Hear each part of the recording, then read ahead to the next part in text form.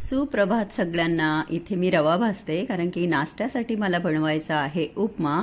Mister जाऊन कोथिंबीर, कढीपत्ता आणि त्याचबरोबर 1-2 भाज्या, पनीर, दूध वगैरे घेऊन आले कारण की मला उपम्यामध्ये टाकण्यासाठी कढीपत्ता आणि कोथिंबीर लागणार होती। मिस्टर फार हेल्पफुल आहेत, जेव्हाही मला जे पाहिजे असतं ते तात्काळ आणून देतात। तर हे बघा, इथे मस्तपैकी कांदा, शेंगदाणे, जिरं, मोहरी, कढीपत्ता, कोथिंबीर परतलं गेलं। एका बाजूला दूध तापत ठेवलेलं आहे आणि आजचा उपमा 1 नंबर झाला होता। मिस्टरांनाही आणि मुलालाही खूप आवडला। एका बाजूला इकडे मी चहा उकळत ठेवलाय। हे बघा, हे बापले का मस्तपैकी नाश्ता करताय कारण त्यांना साईटवर जायचं आहे।